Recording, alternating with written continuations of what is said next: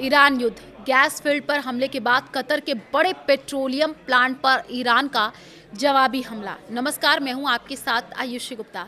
देखिए, दुनिया के सबसे बड़ी नेचुरल गैस फील्ड से जुड़े ईरान के साउथ पार्स पर इजरायली हमले के बाद ईरान ने कतर के रास लाफान औद्योगिक क्षेत्र पर हमला किया, जिसमें कतर को काफी नुकसान पहुंचा है। कतर की सरकारी पेट्रोलियम कंपनी ने एक बयान जारी करके कहा कि बुधवार मिसाइल हमले से उसके मुख्य गैस प्लांट में आग लग गई, जिससे भारी नुकसान हुआ है। और इसके बाद कतर ने ईरान के 2 राजनेताओं को निष्कासित कर दिया है। जो यहाँ साउथ पार्स पर हमले के बाद ईरान ने खाड़ी क्षेत्र में अन्य ऊर्जा ठिकानों पर आगे और विनाशकारी हमलों की धमकी दी और कहा कि ऊर्जा क्षेत्र पर किसी भी हमले का वो कड़ा जवाब देगा। रॉयटर्स के मुताबिक देखिए, रेवोल्यूशनरी गार्ड्स ने ईरानी मीडिया में जारी बयान में कहा, हम आपको एक बार फिर चेतावनी देते हैं कि आपने इस्लामी गणराज्य के ऊर्जा ढांचे पर हमला करके बड़ी गलती की है। अगर इसे दोहराया गया तो आपके और आपके सहयोगियों के ऊर्जा ढांचे पर हमले तब तक नहीं रुकेंगे जब तक उसे पूरी तरीके से नष्ट नहीं कर दिया जाता। रॉयटर्स के अनुसार साउथ पार्स हमले पर इजरायली सेना ने कोई टिप्पणी नहीं की, जबकि अमेरिकी अधिकारियों ने कहा कि वॉशिंगटन को इसकी जानकारी थी, लेकिन वो इसमें शामिल नहीं था। सऊदी अरब ने भी कहा कि उसने पूर्वी इलाके में ऊर्जा ढांचे को निशाना बना करके भेजे गए ड्रोन को मार गिराया।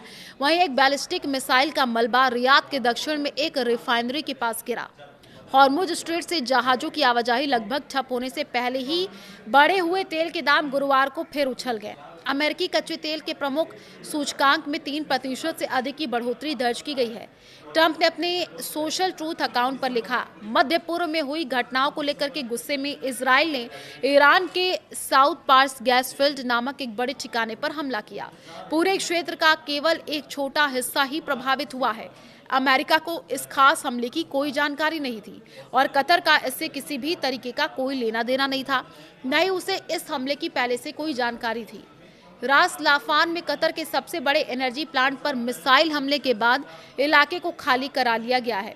कतर की सरकारी कंपनी ने एक बयान जारी करके कहा, आग को काबू करने के लिए इमरजेंसी रेस्पॉन्स टीमों को तुरंत मौके पर तैनात किया गया। इस हमले में काफी नुकसान हुआ है। इसके कुछ घंटों बाद कतर के गृह मंत्रालय ने कहा है कि रास लाफान में हमले के बाद लगी आग पर पूरी तरीके से काबू पा लिया गया है। किसी के घायल होने की खबर नहीं है। कतर की सरकार ने कहा है कि रास लाफान औद्योगिक शहर पर शर्मनाक मिसाइल हमला उसकी राष्ट्रीय सुरक्षा और क्षेत्र में स्थिरता के लिए सीधा खतरा है।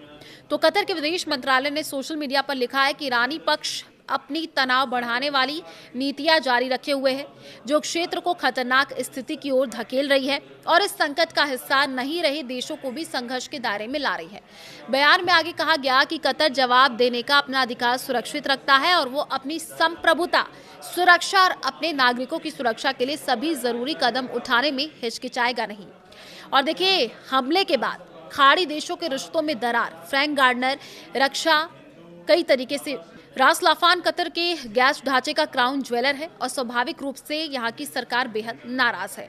करीब 18 दिन पहले जंग शुरू होने तक कतर के खाड़ी पार स्थित अपने पड़ोसी इस्लामी गणराज्य के साथ संबंध आमतौर पर अच्छे थे। दोनों देशों ने साउथ पास गैस फील्ड को मिलकर के साझा किया है, जिससे इस छोटे खाड़ी देश को अभूतपूर्व आर्थिक समृद्धि तक पहुंचाया है। कतर के मंत्री तेहरान का दौरा कर चुके हैं और कतर उन देशों में शामिल रहा है जिसने इस युद्ध का विरोध किया था।